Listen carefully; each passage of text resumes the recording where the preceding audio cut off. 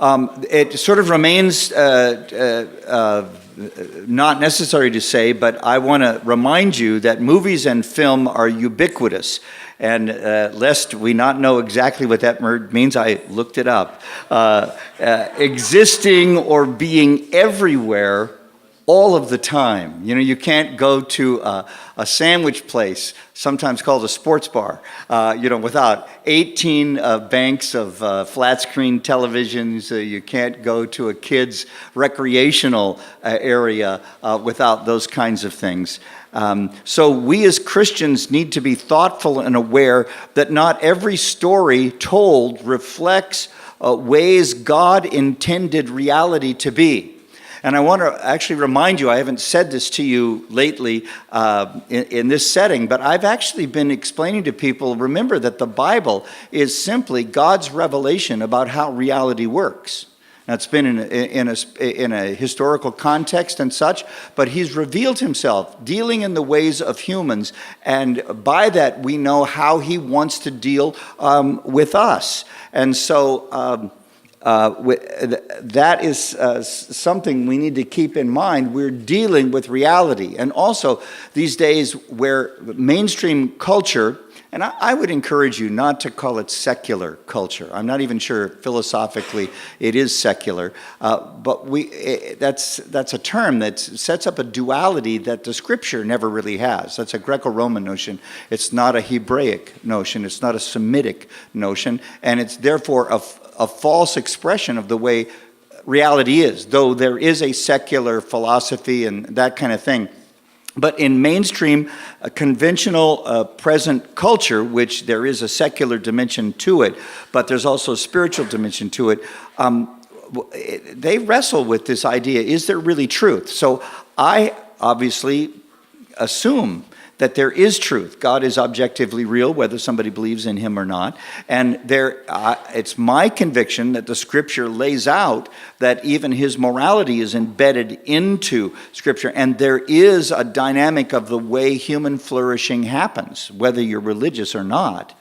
It's still, if you operate in line with his ways, you will have more human flourishing and more joy and happiness and delight and such than if you don't. For example, if we had an honest citizenry and a moral citizenry which didn't believe in just, having sex with anybody you want to and leaving a horde of motherless and fatherless children strewn around where society has to take care of them, our taxes would be lower. So, what's so dang religious about that? Nothing is religious about that, and yet everything is religious about that. You see, I often say in teaching some classes, Deuteronomy 23, I call it the poop passage, where God tells the Israeli army to literally carry a shovel, and when they relieve themselves, a million guys out there taking a dump anywhere they want, that could be a fairly unsanitary situation. What's religious about that? See, God is not a religious God.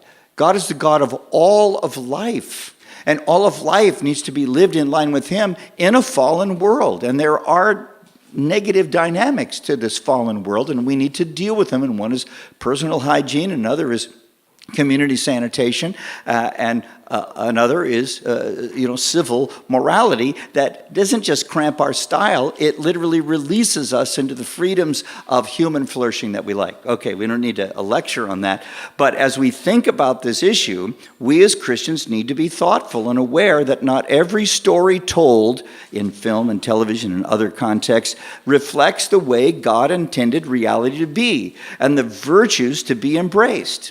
And because the liturgies, and I've used that word on purpose, they're sometimes called by one philosopher, James K. A. Smith, the liturgies of the mall. That is, when we're depressed, what do? We go shopping. We don't go praying. We go shopping. I think the praying would probably be more productive in a number of ways, but our liturgies, how do you deal with stress?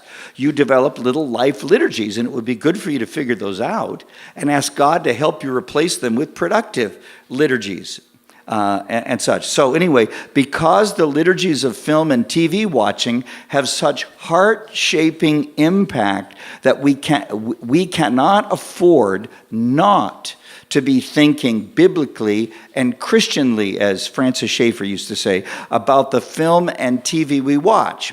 Many of us watch at least 5 hours per day, actually 5 hours and 4 minutes, or 35.5 hours a week, slightly more than 77 days a year, according to one study that I looked at.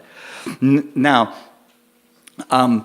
we have to also understand that TV nor film is neutral. So we can't say, well, it doesn't really make a lot of difference. We're not going to spend a lot of time on that. But no TV or film experience does nothing. I just want to remind us of that. And actually, we know all of this thing.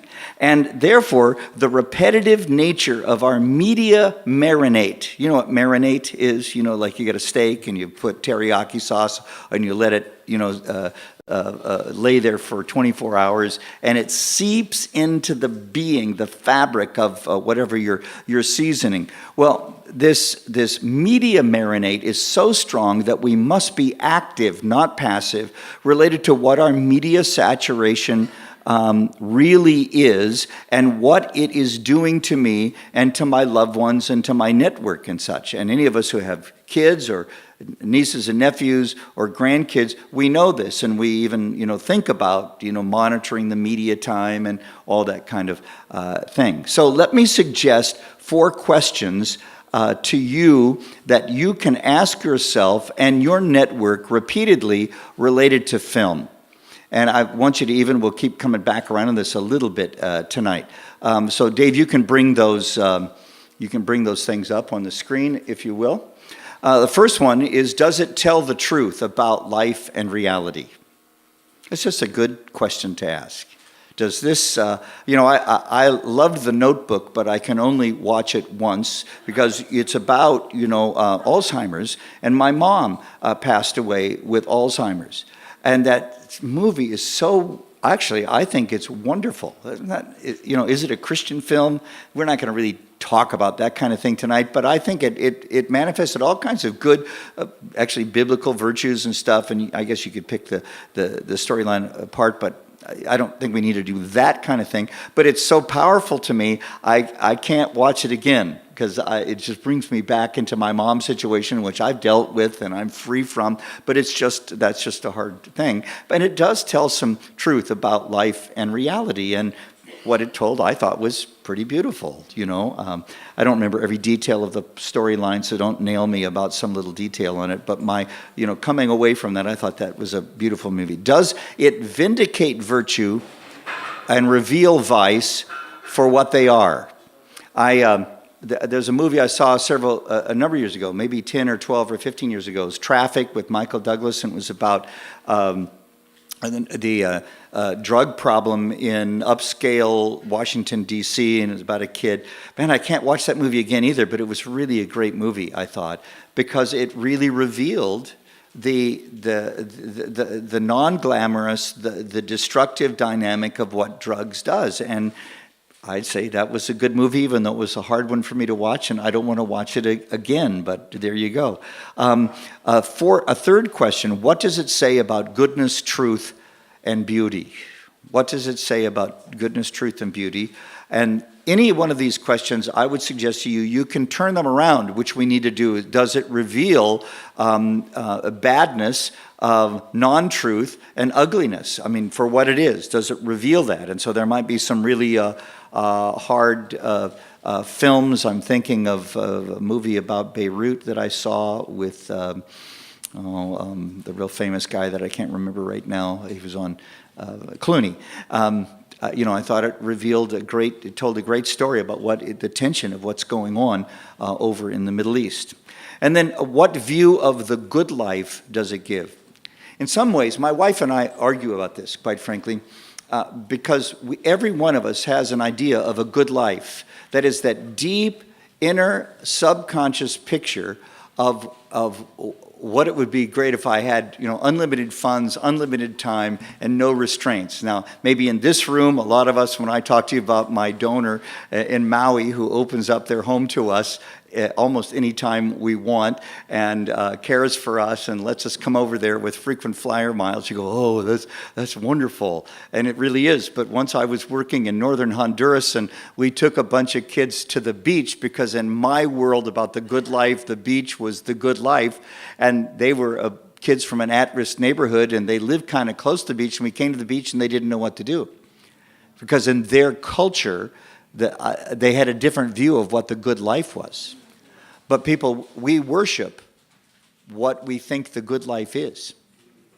We'll go after it. And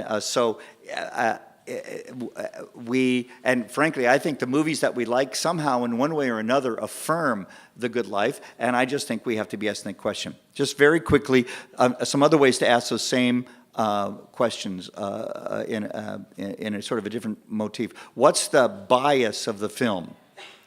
I mean, do you ever ask that? There are some of the new areas, some of the Netflix stuff, Pam and I like to watch those things, and especially when we look at a new thing, I'm trying to figure out what the bias is, and does it really reflect something that I want to sort of unconsciously massage me and mold my heart towards. And frankly, I like the James Bond and Mission Impossible things, and there's like sort of vigilante justice, and I've been wrestling with, should I like that? I don't know. But at least I'm asking the question, and that's what I'm saying is key. What's the bias of the film? And every film has one. What's the film saying about human flourishing? And it seems to me that most every film says something about what the good life is. What is this film normalizing? I think that's really an important thing. Every film normalizes something, I believe, and we're seeing alternative ways of life and such really being normalized on television and a number of those things. Well, I think we have to at least. It's not that we don't necessarily go to these films, and I'm not a sort of a redneck, knee-jerk kind of guy, but just to go there and just drink it in and not be thinking about it and even discussing it. And certainly if we have kids and such, I've got a 13-year-old and a 15-year-old granddaughter. And frankly, I did not walk rightly in total righteousness before I really surrendered my life to the Lord with regard to dating and the way I related to the opposite sex. And frankly, I want to raise those conversations with my 13-year-old and 15-year-old because they're right in the middle of a culture that doesn't have restraints. And now, you can't come off again like a redneck wacko, but you definitely need to raise these issues. And my daughter, my granddaughter, 13-year-old, she wrote me a Happy Grandpa Day note. She said, "Thank you, Grandpa, for all the questions that you helped me answer." I went, "Good night." Whoa, Jack. And, you can't tell. You got to converse. You got to interact, and we've got many parents here, and you know that. But what is this film normalizing? And I want to ask those questions with my grandkids. What views or values, what views, this is how I do my lectures, or values does this film promote? You got to think about that. So those are the little things I want you to think about. What's the bias of the film? What's the film saying about human flourishing? What is this film normalizing? And what views or values does this film promote? And then, of course, you do the processing of this biblical worldview and how are you going to interact with these kinds of things. Those things will help you, I believe, as we think about our context and particularly then the realities of how we utilize film, how we live with film, and then how we actually take advantage of this most powerful storytelling genre. Remember, it creates environments wherein we touch either the transcendent realities of life, and we have to figure out whether those realities are virtuous, pointing towards God, or are they vice and move us away from God. And sometimes there's a little bit of both, so we need to be praying and thoughtful about that.